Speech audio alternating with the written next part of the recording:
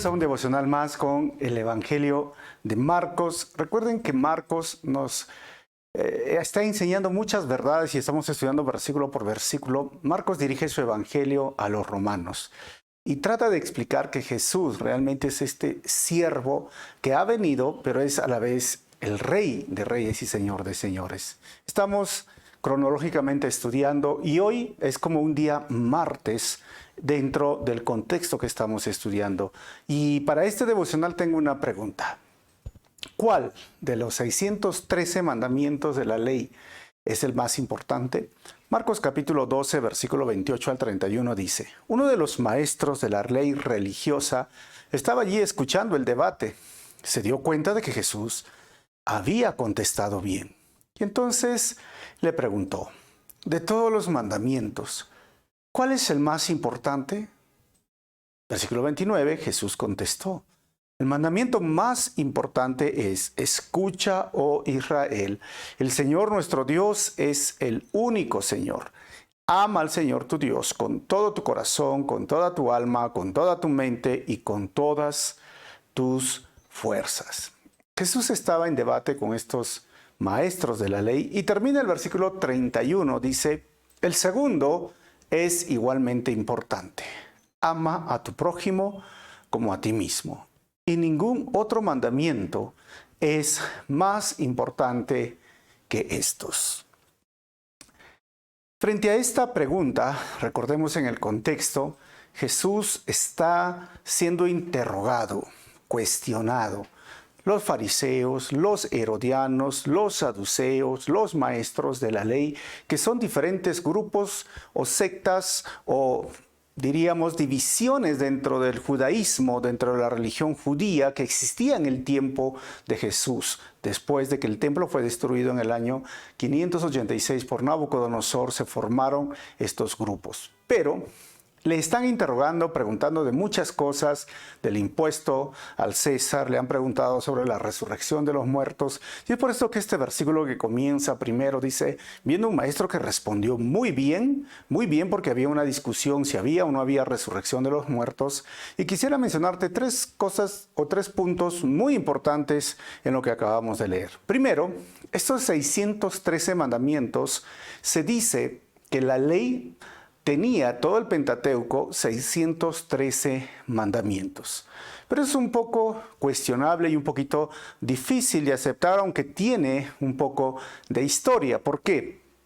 Porque a veces los mandamientos de Éxodo se repiten en Deuteronomio, o los de Levítico se repiten en Deuteronomio, porque Deuteronomio fue una carta escrita en un día. Este libro escrito en un día por Moisés a una nueva generación que había pasado 40 años en el desierto y que no conocía exactamente los detalles de la ley.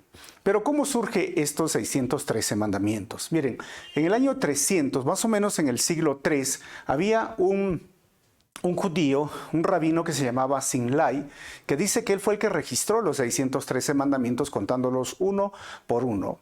Pero no hay mucha evidencia de este registro. Al contrario, lo que pesa más en la historia judía es que en el año 1300, estamos hablando del siglo III, hay un rabino que se llama Maimónides, que fue el que dividió estos mandamientos y los puso en 613 y los dividió en positivos y negativos. Es decir, 248 de estos mandamientos era lo que deberías de hacer. Esto es lo que debes hacer. Esto se hace. Positivos. Y 365 del resto de los mandamientos es lo que no se debe de hacer, no deberías de hacer o simplemente no se hace. Entonces, ya hoy día se habla mucho de estos 613 mandamientos, pero como les dije, la evidencia más está en Maimónides, que hizo esto, pero aunque la Biblia, como les dije, repite algunos mandamientos. Eso es lo primero. Lo segundo, si se estaba refiriendo a todos estos 613 mandamientos, evidentemente en el contexto no se detalla, pero aparece la ley, todo el Pentateuco. Pero si podríamos decir lo segundo, que se estaba refiriendo a los 10 mandamientos, el Decálogo, bueno, Jesús resume esos 10 mandamientos, porque los primeros 4 mandamientos hablan del hombre con su relación a Dios. el hombre a su relación con Dios. Amarás a Dios sobre todas las cosas, mira, honra, no te hagas imágenes, no tomes el nombre de Dios en vano, etc. Y los siguientes 6 mandamientos hablan del hombre con su relación con el hombre, es decir, con el prójimo.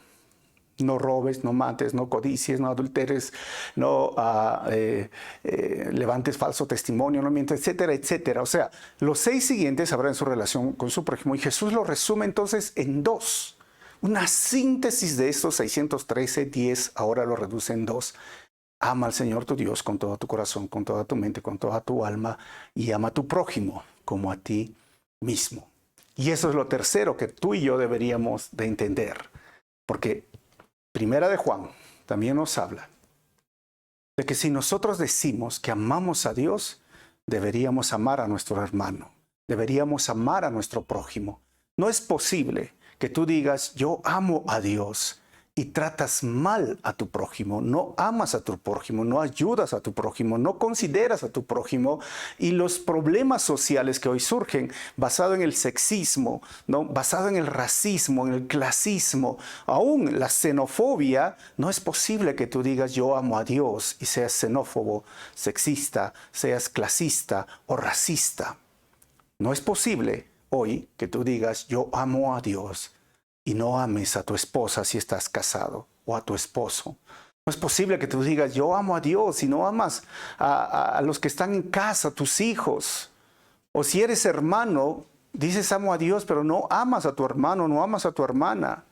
Tú puedes ser, no entra dentro de los mandamientos de Dios. Decir que yo amo a Dios, pero no amo a mi prójimo, porque el que ama a Dios ama a su prójimo de forma consecuente.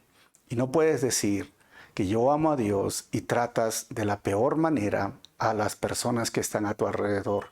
A veces es triste, ¿no? Cuando unas personas adoran, alaban al Señor, le dicen te amo, te adoro, pero salen a la calle y tratan mal al taxista o al cobrador del transporte público o al chofer del transporte público, o a veces, como les dije, tienen malas relaciones interpersonales en su familia, con su familia. Si tú amas a Dios realmente, debes de amar a tu prójimo. Que este día sea un día en que tú puedas reflejar ese amor. Por esto Juan decía, ¿no? Si tú no amas a tu hermano, ¿cómo puedes decir que amas a Dios?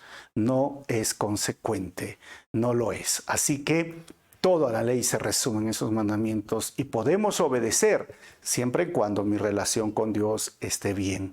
Porque no se trata solo de mirar y observar la ley en otros detalles. Observemos en el énfasis, en lo más principal, lo más importante, lo que nos hace diferentes de otras sectas, religiones, movimientos, filosofías. Es que nosotros como hijos de Dios, que amamos a Dios, también obedecemos su palabra. Y obedecer su palabra es amar al prójimo. ¿Y quién es el prójimo? Pues como te dije, el próximo, el que está a tu lado, el que está cerca de ti.